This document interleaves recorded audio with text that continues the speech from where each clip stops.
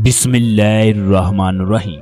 खाना काबा में एक आदमी जोर जोर से पुकार रहा था, या अल्लाह किसी को नाफरमान औलाद ना देना, ऐसी औलाद ना देना जो माँ बाप को घर से निकाल दे। इस आदमी ने अपनी सारी उम्र अपने बच्चों पर कुर्बान कर दी।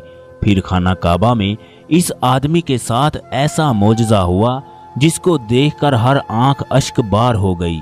इसने अपने बच्चों को ऐसी वसीयत लिखी जिसे सुनकर आपके भी रोंगटे खड़े हो जाएंगे।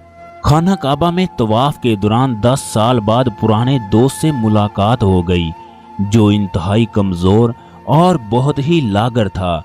मैंने इससे पूछा, रियाज भाई आपकी ये हालत कैसे हुई?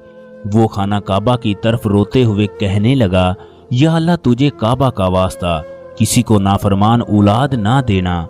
वो बाप जो सारी उम्र अपने बच्चों की खुशियों की खातर ना दिन देखता है ना ही रात, ना ही वो धूप देखता है और ना ही सर्दी। जब बूढ़ा हो जाए तो बच्चे क्यों उसे दुनिया के रहमो करम पर छोड़ देते हैं। फिर हम बैतुल्लाह की एक साइड पर आकर बैठ गए।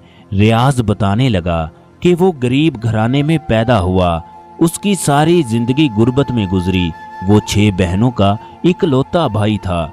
जब 10 साल का हुआ तो बाप इस दुनिया से चल बसा। 6 बहनों और माँ की जिम्मेदारी उसके कंधों पर आ पड़ी। घर के हालात इस कदर खराब हुए कि चाचे ताए सब दूर हो गए। 6 बहनों को कौन ब्याहेगा? वो दिन रात ये सोचकर परेशान रहने लगा। उसने दिन रात एक करके बहनों की शादी की। 20 साल की उम्र में माँ भी इस दुनिया में अकेला छोड़कर चली गई। वो बेसहारा हो गया। बहनें अपने घरों में जा बसी। वो दिन भर का थका हुआ घर आता तो खाना खुद बनाता। एक वक्त था कि अगर वो लेट हो जाता तो माँ दरवाजे पर नजरें जमाए बैठी रहती, लेकिन अब तो कोई भी इसकी फिक्र करने वाला नहीं था। कोई भी उसे सीने से लगाकर रोने वाला नहीं था। कोई भी उसे खाने के बारे में पूछने वाला नहीं था। वो दिन भर का थका हारा आता, हिम्मत होती तो खाना खा लेता, वरना बेजान जिस्म लेकर सो जाता। उसके घर की हालत बहुत बुरी थी। कपड़े बिखरे हुए, गंदे बर्तन सहन के कोने कोने में पड़े थे। बहनों ने उसकी शादी करने का फैसला कर लिया, लेकिन गरीब की शादी कोई आसान काम तो नहीं होता। लड़की वाले हमारे घर को देखकर बहुत सी बातें करते। आखिर अल्लाह अल्लाह करके किसी गरीब ने अपनी बेटी का रिश्ता इस गरीब ज़ादे से कर दिया। बीवी जब घर में दाखिल हुई तो उसने इसका कच्चा मकान जन्नत में बदल दिया। अब वो टाइम पर घर आने लगा। घर में हर वक्त बीवी के प्यार की खुशबू आती। इसकी बीवी इसके लिए हूर थी। इसकी बीवी ने भूख पर भी कभी भी शिकवा ना किया। इसकी बीवी इसका बहुत ख्याल रखती, इसकी सांस में सांस लेती। फिर अल्लाह ताला ने उनको एक बेटे से नवाजा। 3 महीने की कमाई से बेटे की खुशियां मनाई। फिर वो दिन रात गधे की तरह काम करता। अल्लाह ताला ने 2 साल के बाद एक और बेटे से नवाजा।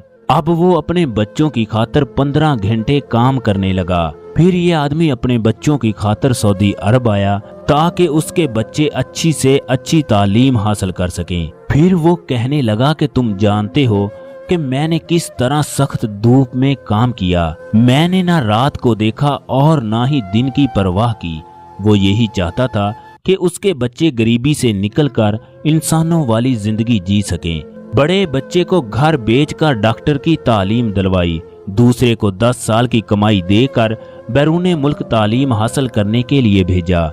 फिर वो सऊदी अरब में नौकरी को छोड़कर पाकिस्तान चला गया। अभी उसको घर पहुंचे ही 10 दिन हुए थे कि उसकी बीवी का इंतकाल हो गया। 30 साल तक उसके साथ सफर निभाने वाली उसे छोड़कर चली गई। घर को जन्नत बनाने वाली के बगैर जिंदगी गुजारना मुश्किल हो गया। जब उसकी याद आती तो घर के किसी कोने में छुपकर रो लेता।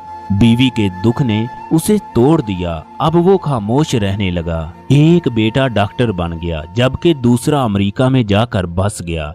वो महीने में एक दफा फोन करके हाल पूछ लेता। उसका दर्द पूछने वाला कोई नहीं था। वो बीवी से बिछड़कर जिंदा लाश बन गया। वक्त गुजरता गया। जो बेटा डॉक्टर था उसने शहर में पसंद की शादी करके घर बसा लिया। कुछ अरसा के बाद एक दिन उसके बेटे ने 65 साल के बूढ़े बाप का सामान बांधा और कहने लगा, आओ बाबा मेरे साथ। बाप पूछने लगा, कहाँ जाना है? बेटा कहने लगा, बाबा कार में बैठे, सब बताता हूँ। इसके बाद वो गाड़ी में बैठा। उसका बेटा गाड़ी को मुख्तलिफ रास्तों से दौड़ाता हुआ एक इमारत के सामने ले आया। गाड़ी का सामान एक आदमी को दिया और कहने लगा, इसे अंदर ले जाओ। फिर अपने बाप से मुखातब हुआ, मैंने घर बेच दिया है, आप अकेले घर में रहकर क्या करोगे? ये ओल्ड होम सेंटर है, यहाँ आपका दिल भी लगा रहेगा। ये लोग आपकी ठीक तरीके से देखभाल भी करेंगे। इसके बाद इसका बेटा उसे वहां छोड़कर चला गया। अब उसे तमाम वक्त याद आने लगा जब अपने बच्चों के लिए गधे की तरह काम करता रहा। वो सोचता था कि बेटे जवान होंगे, बाप का सहारा बनेंगे। ओल्ड होम में उसे तन्हाई खाने लगी। उसके बैंक अकाउंट में कुछ रकम थी, लिहाजा उसने उम्रा अदा करने का फैसला कर लिया। रियाज की दर्द भरी दास्तां सुनकर मेरी आंखों से आंसू जारी हो गए। मैंने उसे गले से लगा लिया। वो मेरे गले लगकर रोता रहा, जैसे सदियों से उसके सीने में दुख दर्द हो और वो उसको किसी को बता ना सका। मैंने उससे होटल का एड्रेस लिया। मैं हर रोज शाम को उससे मिलने जाता। फिर जुमे का दिन आ गया। मैं होटल में उसको मिलने गया। वो मुझसे कहने लगा, अशरफ भाई, अगर मुझे कुछ हो जाए तो ये खत मेरे बच्चों को अरसाल कर देना। मैंने उसे तसल्ली देते हुए कहा, रियाज भाई आपको कुछ नहीं होता। इसके बाद हम जुमा पढ़ने के लिए खाना काबा के सहन में आ गए।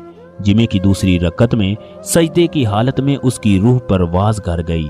जब नमाज मुकम्मल होने के बाद उसे हिलाया गया तो उसका सिर्फ जस्ते खाकी पड़ा था। मुझे अपने दोस्त की मौत पर अफसोस के साथ साथ खुशी भी थी कि ऐसी मौत किसी किसी को नसीब होती है। उसके बाद मैयत को सर्द खाने में रखा गया।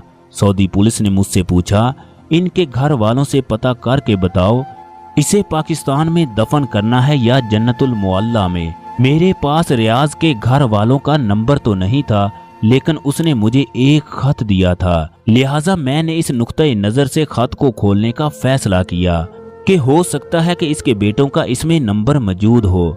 जब मैंने उसके खत को खोला तो उसमें वसीयत थी, मेरे जिगर के टुकड़ों, जब मेरी मैयत लेने के लिए आओ तो मेरी मैयत को एक बार सीने से जरूर लगाना। मेरी रूह में बहुत थकन है, मैंने बहुत दर्द भरा सफर तय किया है। मेरे बच्चों, मैं तुम्हारा बाप हूँ, मैं तुम्हें बद्दुआ नहीं दे सकता। मेरे बच्चों बाप के साथ ऐसा नहीं करते। तुमने कभी पूछा भी नहीं था कि मैंने पेट भर कर खाना खाया कि नहीं। बेटा, तुम्हारे जाने के बाद मैं कोने में बैठकर तुम्हारी याद में तड़पता रहा। बेटा, मेरी मैयत को गुस्ल देकर कब्रिस्तान ले जाना। मेरे मरने के बाद तरह तरह के खाने बनाकर ना बांटना। मेरी तस्वीर घर के किसी कोने में ना लगाना, वरना ये खामोश दीवारें तुम्हें माफ नहीं करेंगी। मैं जब गरीबी में था तो बहुत खुश था। काश मैं बे औलाद होता ताकि मैं आखिरी सांस घर की दहलीज पर तो गुजार लेता। दोस्तों, इस खत ने मेरी रूह को भी झंझोड़ कर रख दिया। मेरी आंखों से आंसुओं का ना थमने वाला सैलाब था। मुझे रियाज की वसीयत से उसके बेटे का नंबर मिल गया। मैंने फोन करके उसके बेटे को बताया तो मैं हैरान था। उसे बाप की मौत का कोई भी अफसोस नहीं था। उसने कहा कि मेरे बाप को मक्का में ही दफन कर दिया जाए। चनाचा रियाज को जन्नतुल मुअल्ला में दफन कर दिया गया। दोस्तों, वालिदैन सारी उम्र बच्चों की खुशियों पर अपनी खुशियां कुर्बान कर देते हैं, मगर जब ये बड़े होते हैं तो अपने वालिदैन को ही आंखें दिखाने लगते हैं। हजूर अकरम सल्लल्लाहु अलैहि वसल्लम ने उस आदमी पर लानत फरमाई जो वालिदैन की खिदमत करके जन्नत में ना गया। दोस्तों, क्या आप लोग वालिदैन की खिदमत करते हो? कहीं ऐसा तो नहीं है जैसा रियाज के साथ हुआ? इसमें कमेंट